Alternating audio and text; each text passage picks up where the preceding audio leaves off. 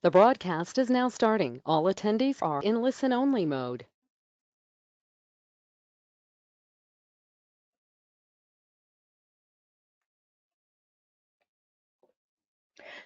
Welcome to this webinar by the IChemE Safety Centre on the safety law, which is the lessons learned publication of the safety law. First of all, I'm really glad to see that we are here with a great number of attendees, and I would like just to have a quick check on whether you hear me well and everything is fine with the audio, so that we can continue with the presentation. So if you just could you please just send me a yes or no? Thank you so much. Thank you. I'm receiving. Yeah, okay, perfect. So maybe many of you have been with me in the last couple of weeks. This is the 6th week together, if you've been here, which I appreciate a lot. So thank you so much for your kind interest in this series of webinar on this lessons learned publication.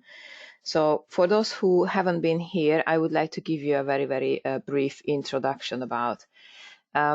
This is the safety law, which is the lessons learned publication by the IChemE Safety Centre. We are publishing these documents in PDF form every 3 months on different topics, which includes one, but mainly 2 case studies with a short description of what happened, and then discussing the key learning points. And further to that, there is the second page of this document, which discusses the what can I do session. Now, what does that mean? Normally, when we have lessons learned bulletins or lessons learned publication, they give you a general idea what can you do about the situation in order to avoid such accidents to occur in the future again. And our document basically discusses the same, but it is divided into roles. So for instance, what can I do as a manager to prevent such accidents to recur? Or what can I do as a process engineer, supervisor, and what can I do as an operator? So, and then they are the recommendations basically are not based on those 2 case studies only, but they coming from background research. So that is how this document is built up. And then we have also the MP3 format, the podcast format of the safety law, where with Trish Kerin, the director of the IChemE Safety Centre, we discussed the law. So this is briefly what it is about. And next week we will be discussing transportation. So those accidents that occurred on road transportation of hazardous substances. Today we are going to go into the details about key lessons from incidents relating to flanges. Now, for those of you who have been here, I would like to, and all of you actually, I would like to kindly ask you if you have questions during the presentation, just text them in the question box.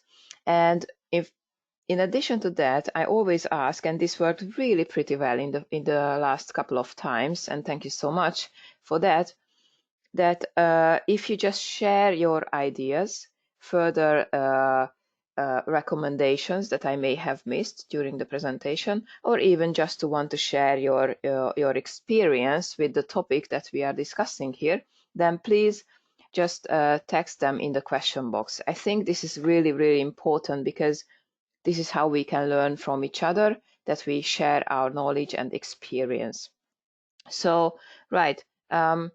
My name is Dr. Susanna Gyenes, for those of you who haven't heard of me, and I am the deputy to the director of the IChemE Safety Centre. How I got to this role, I worked as a Seveso site inspector for approximately 10 years, and then I joined the European Commission Joint Research Centre in Italy, and I did research activities on learning from major accidents, being the administrator of the European European Major Accident Reporting System, the database where all the European countries have to report their major accidents, which are covered by the Seveso directive. And also I did research on land use planning, developing accident scenarios that could be generic and could be used for different industries. So this is briefly about me, and let's talk rather about flanges. I'm pretty sure that you have a general idea or a very, very specific idea or knowledge about what flanges are, but let me give you just a brief definition here. So basically what a flange is, it is a way of connecting pipes, valves, pumps, and other equipment to form a piping system. What it does, it provides easy access for maintenance, for example, cleaning or inspection of the pipe or modification. And flanges are usually welded or screwed to the pipes. Flanged joints are made by bolting together two flanges with a gasket between them to provide a seal. Joints play a really, really critical role in plant integrity that everybody knows basically. Therefore, the installation and assembly of them requires special attention. You will see in the case studies later on. The correct shape, size, material of the gasket, appropriate design, and material of the flange and studs, plus the correct way of bolting are critical aspects that contribute to maintain the integrity of flanged joints. I think these are the key issues with flanges and gaskets and seals in all together. And this is really important to repeat because there are these issues that you have to keep in mind. So the size, material, design, the correct way of bolting. Now let's see what the case study that we have first. So this is a case which occurred at a chemical plant. A spill of nitric acid occurred from a nitric acid absorber tower when a flange failed. An operator noticed a small leak from the flange bolts and proceeded to climb the tower towards the top isolating valve. At this time, the flange bolts failed and sprayed acid into the absorber tower bound. The operator climbed to the next level and shut down the operation of the plant. Once the acid level had dropped to below the level of the flange, gaseous oxides of nitrogen were released. The operator then used water spray to reduce the impact of gas and acid mist.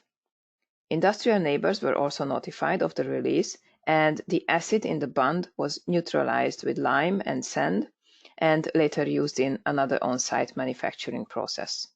So as you could see here, there were no injuries, luckily, in this case. So what happened was a spill of the acid, the flange bolts failed and the acid got sprayed. Now, how could this happen? And what are the key learning points from this case? Let's see now. So the investigation revealed that the bolts in the flange were mild steel bolts, which were not appropriate for use in nitric acid applications. These bolts were found to be corroded, which eventually led to the leak. As a follow-up, the company reviewed all the bolts used in the process. 5 other flanges were identified as having mild steel bolts rather than the stainless steel ones that are recommended for that particular process. It was found that these bolts hadn't been replaced since plant commissioning. All inappropriate bolts were immediately replaced with stainless steel bolts suitable for acid applications. To prevent a recurrence, the company implemented quality control procedures and inspection test plans for new projects and maintenance work. So verify that components such as flanges and gaskets comply with the material specifications.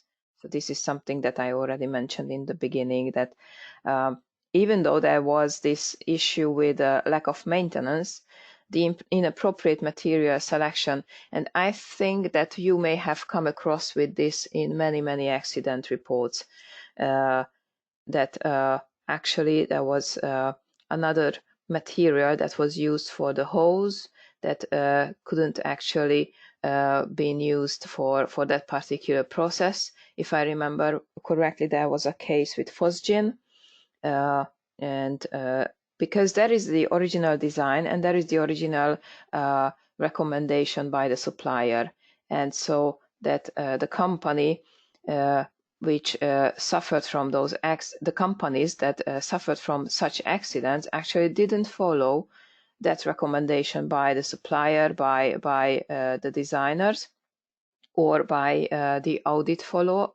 audits, which revealed that there was a problem with the material, the selection of the material, and therefore they used a cheaper option, for instance, in some cases.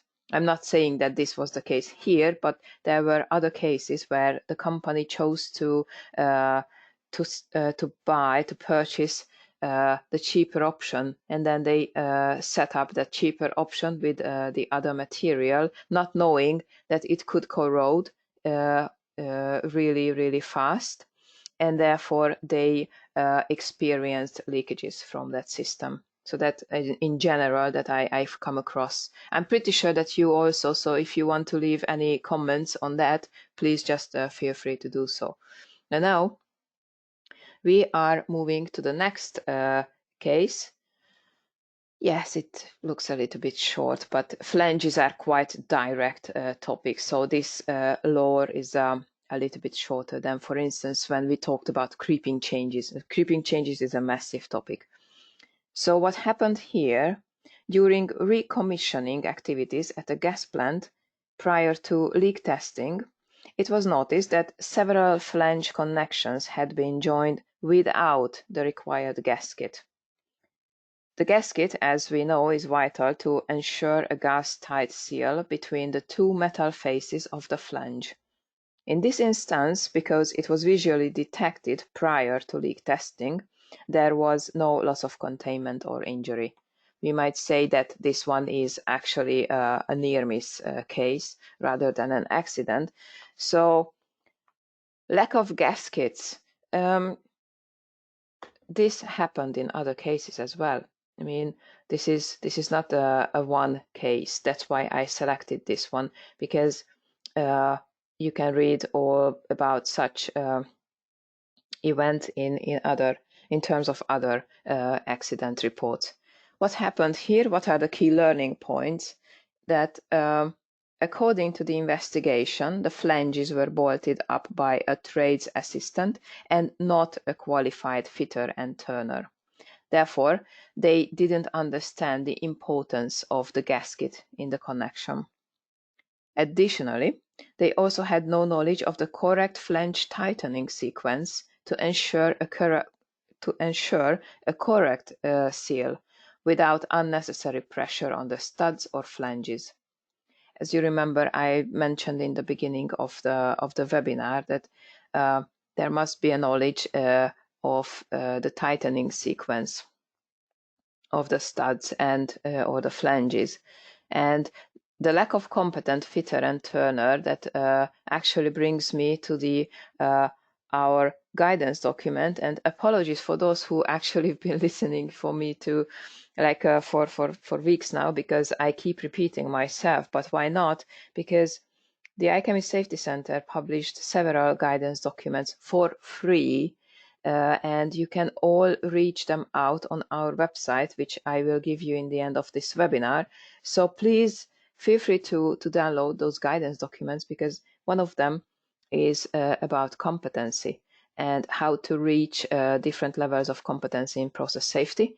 And it applies throughout the whole organization. So it is not only for process safety experts or engineers, but also CEOs, operators, HR, recruitment, and so on. And also there is a supplementary guidance document that we are continuously publishing with our IChemE Safety Centre member companies on how to reach that particular level of competence within each area that are established or set up.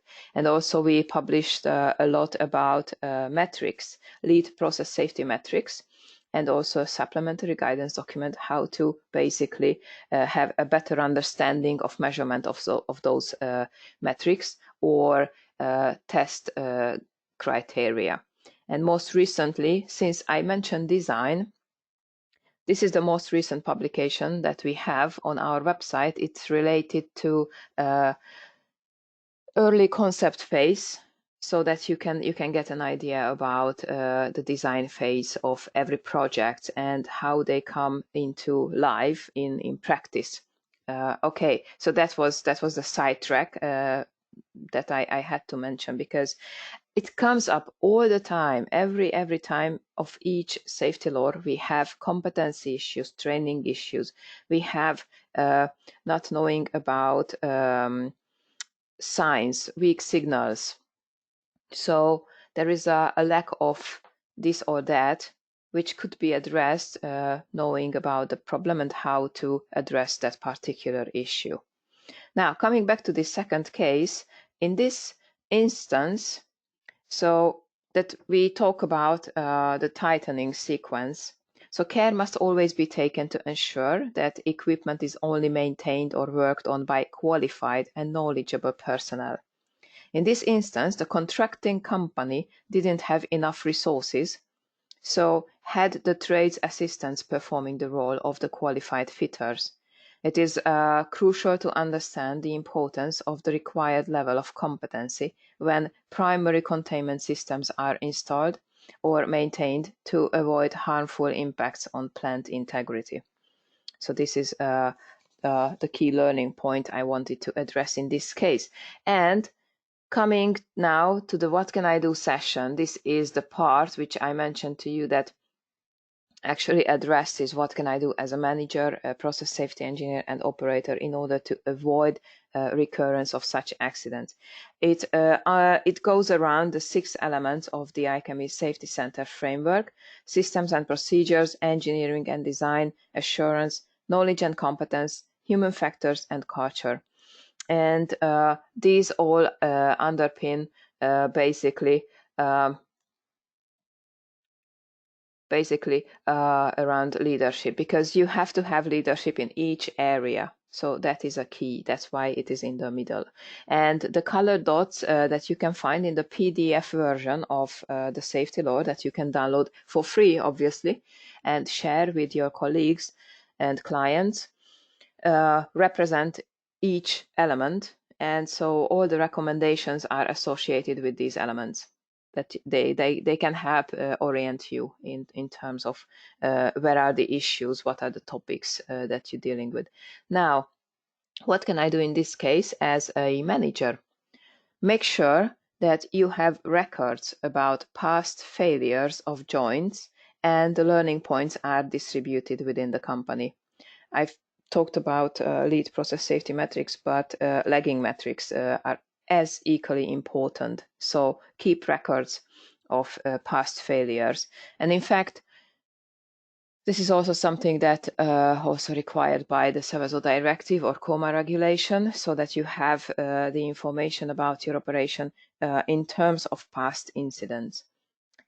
What else? Ensure that there are clear procedures for specifying joint components that could modify plant integrity.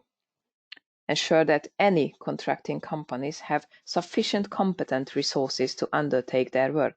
Now, here is an important factor. I've analyzed cases and I'm just thinking whether, okay, you may find it on the internet. I'm pretty sure that I've published a paper on recruitment, so that major accidents that were related to competency or lack of competency or just the involvement of the recruitment department. So it is important that they have a basic understanding about process safety, because they are the ones who hire contract workers. They are the ones who contribute to purchasing different valves and and different parts of equipment, components of critical safety critical equipment. So therefore it is important that they have a knowledge and they have a dialogue with process safety engineers, and they respect each other's opinion, and they ask each other if there is a question in place, because believe it or not, but there are so many accidents. I just wanted to highlight this aspect as well. So it's not always about technical, but sometimes it is about such departments that not necessarily directly are involved in process safety. That's what I wanted to say. And make sure that procurement is competent to make purchase of joint elements based on recommended standard. And here we are. So that's what I mentioned, that just instinctively. What else? We have, as process safety engineer or supervisor, be aware that visual inspection is not conclusive regarding the condition of stud bolts or flanges. Be aware also of degrading conditions, such as corrosive environment, operating outside normal operating conditions, the systems temporarily taken out of service, additional stresses due to activities. So it is, I mentioned it in the webinar in relation to creeping changes, that it is not enough just to look at the particular piece of equipment that is in question. You have to think about the full system, because what happens over time? What happens is that when you change something within the system, and you use different materials, or if you have an original pipe and you install a completely new safety critical equipment on it, and then they have this such as discontinuity of the material, the quality of the material. We are using now different materials, upgraded ones, for different particular pieces of equipment. It is natural that you have a change, and maybe they are not really compatible, so that you have to double check whether those are the right materials selected and they are compatible with each other. So, or when you turn from analog to digital. So all these little things that could contribute to degrading conditions. Or when I mentioned it, that climate is changing, environment is changing, so that is also a really significant factor that you may just overlook, but it is there. So just to be aware, at least. Make sure that operators and contract workers are provided with and install the correct size and shape of gaskets. So it is also your responsibility as a process engineer or supervisor to give them the right size and shape of gaskets. Consider keeping a joint assembly record, such as a logbook entry for assembled joints, particularly the ones are in critical service.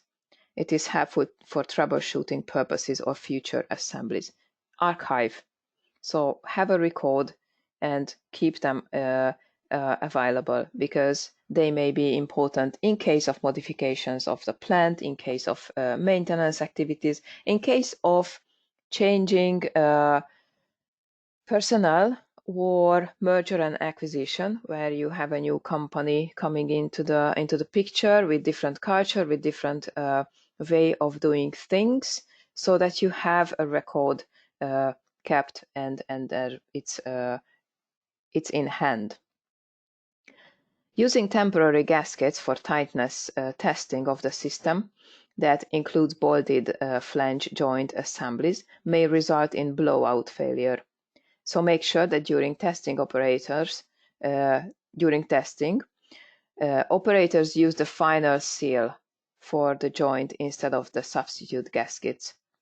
And this is not a rare case, okay, that there was a temporary substitute gasket left in operation for years, for decades. I mean, temporary, what does it mean? It implies that you have it for a certain amount of time, a very, very limited period of time, from couple of days, a couple of months, but not for years. So that is something that occurs, unfortunately. And what else? I already mentioned something about the training and the qualification. So provide training and qualification testing of the joint assembly personnel. They are not just random personnel. Make sure that operators and contact workers comply with the rules and procedures when assembling joints. They have to know the sequence. They have to know what they actually do. Ensure pre-commissioning checks are carried out to prove the connection is leak tight. Now, we will be discussing in the upcoming couple of weeks' time shift handover and permit to work systems as topics of the safety law, and these issues will be coming up again. So this is something that we also always have to remember. And I already mentioned these aspects in the last couple of safety laws as well.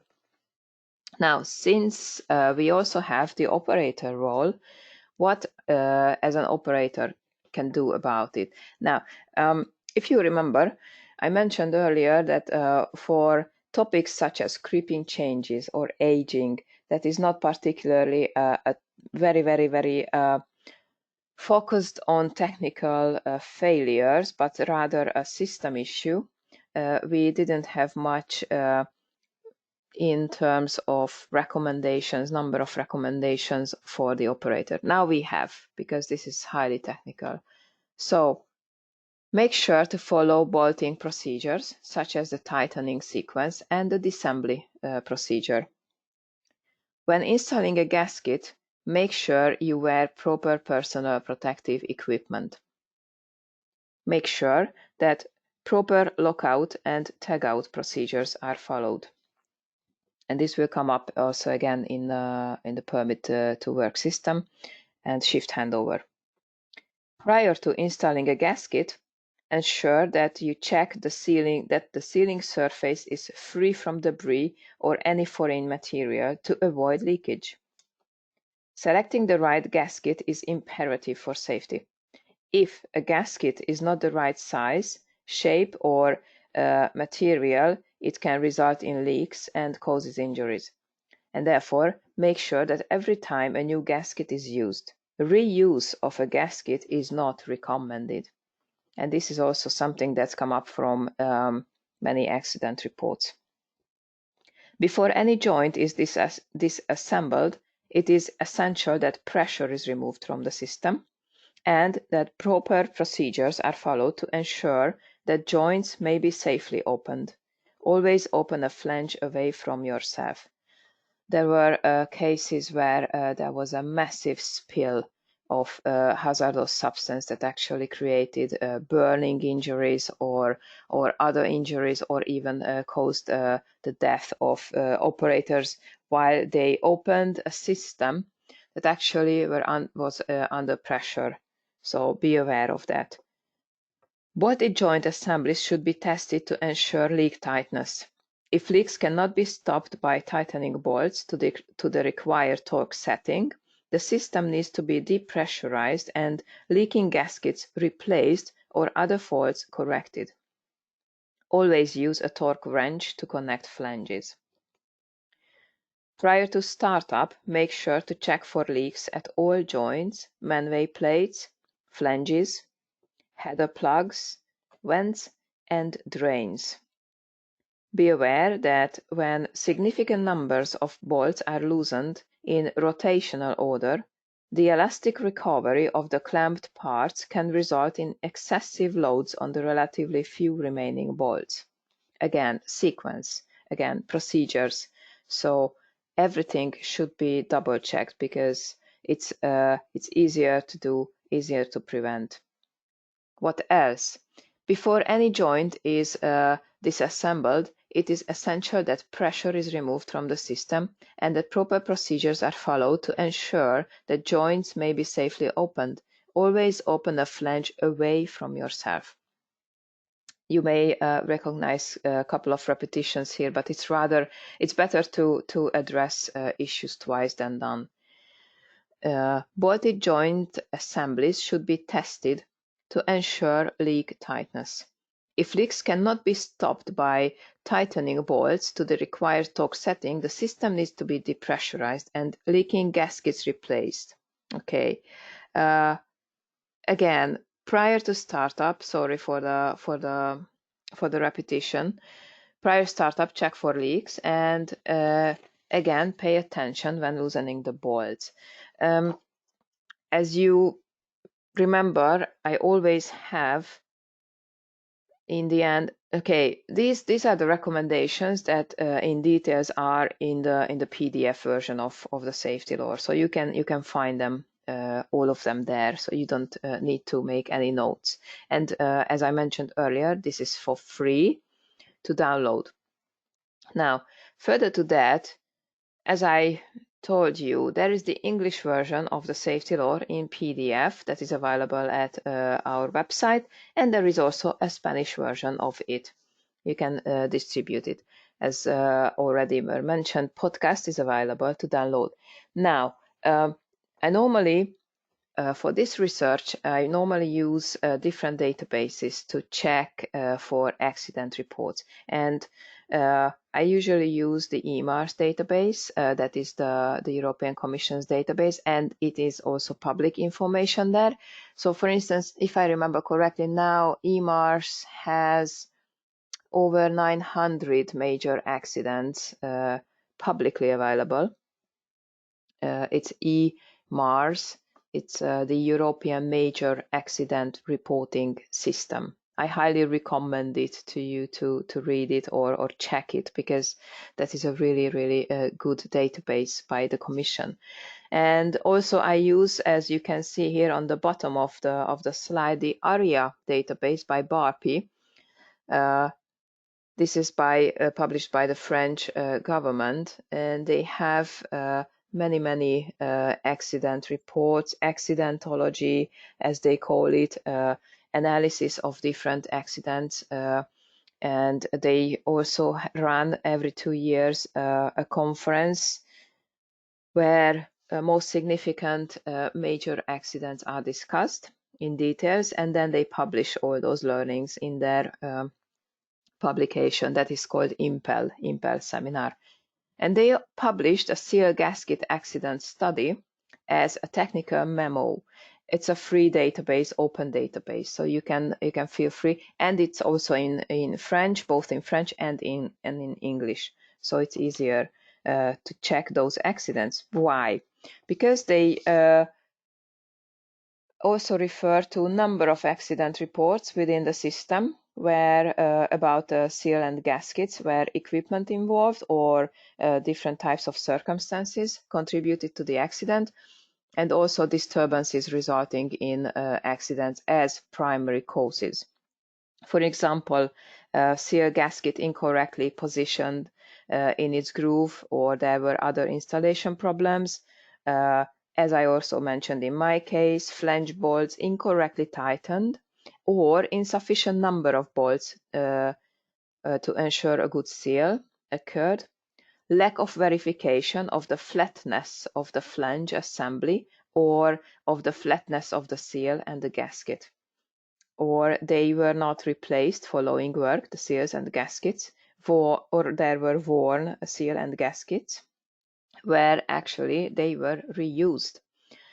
Operator error, as they call it, during the operating phase, a valve was opened inadvertently. Other equipment failures, poor seal or gasket condition, metal worn around the stud through holes, problems with the selection of the threaded rods of fittings, design issues, corrosion problems, external mechanical stresses which impair the sealing of the joint, and other disruptive factors such as, and this is interesting because I already mentioned the climate, so natural events such as freezing, thawing, or high temperatures that affect the physical-chemical characteristics of the products. So you can see there also a selection of accident reports that you can learn more about gaskets and seals. Now we have here that you can find us basically every potential really forums. And before you send your questions about the availability of the webinar, yes, it is available for free for everybody on our YouTube channel of the IChemE Safety Centre. We also share that a video of the recording on LinkedIn. So check out. I personally share those, so you can find me. Here is my name. And you can feel free to send your requests, questions, either about the Safety Center, how we work, or what we publish, or anything about the safety law, to the Safety Center at icheme.org email address. And I also mentioned that I would like to encourage you to visit our website, www.ichemesafetycenter.org. And now let's see what you have in mind, because many really good contribution here I can see. Wow. Okay, so bear with me because we will go through. So there is a comment by Wright: bolt and flanges should be of the same material specifications to avoid galvanic corrosion. Yes. Competence training is essential. Whether IChemE recommends a specific training course. Not specifically on competence, but I think that you should you should just download our competency guidance document, which is for free. So that gives you a pretty good idea about a competency and what are the requirements. And it's not only about training, it's also about mentoring. It's also about getting experience in the field. So there are certain aspects that underpin competency. So that I highly recommend to check. What makes a competent tradesperson? All right, this is an open-ended question, so please feel free to answer to that if you have a specific response, because I cannot know. Okay, all joints should be tagged and signed off to confirm they have been checked. Indeed, this is really important. Thank you so much. To allow for follow-up. Okay. Process engineers shouldn't be making calls on integrity and mechanical decisions. All right. Thank you for that comment.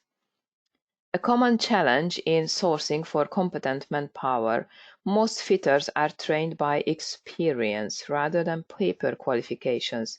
Good contractors may have in-house training and assessment programs, but again, not all workers are exposed and trained formally. All right, that is an issue. Okay. Retensioning flanges that are leaking is not always good advice and should always done only with mechanical engineering advice. Thank you so much for this recommendation. All right. What is the web address for the European Major Accident Database? If you look at Minerva, like Minerva, and then you just because you see the website, the address changed recently, so I highly recommend to you to check on Minerva and add EMARS. So EMARS, EMARS database. You will find it. It's under the Joint Research Centre, the European Commission Joint Research Centre. Okay. What else? Degradation of chloride containing pipework can cause corrosion and damage to nearby pipework and equipment. Yes. Degradation of chloride containing gaskets can cause corrosion damage to nearby pipework and equipment. Again, yes. Okay, thank you. Asset owners should take mechanical joint integrity far more seriously. Thank you. Comment: helium leak testing is a good way to validate the joint tightness before restart after a shutdown. Okay, thank you so much for this valuable comment. Is IChemE PCC1 of use for bolt tightening sequencing? I don't know. So please just check for yourself. Risk assessment, it is very important in these steps. I believe risk assessment is everywhere, and it's all the time. It is really important. I believe so. So I would say yes. That was it. That was all the questions and comments. And again, I would like to thank you so much for your enthusiasm and active participation in this, because this shouldn't be just only me talking about the lore. It's really important that you actually share your experience and knowledge, and I really appreciate it. So there is another comment. I came across an incident where stainless steel bolts were used inside vessel in hydrofluoric acid service. The distributors inside tower fell off because stainless steel bolts are not compatible. Okay, so you see that there is a place to discuss these issues, because obviously there are certain cases where these events and these issues occurred. So with that, I would like to say goodbye to everyone, and thank you so much for joining me again, and hopefully see you next week, where we are going to discuss transportation of dangerous goods.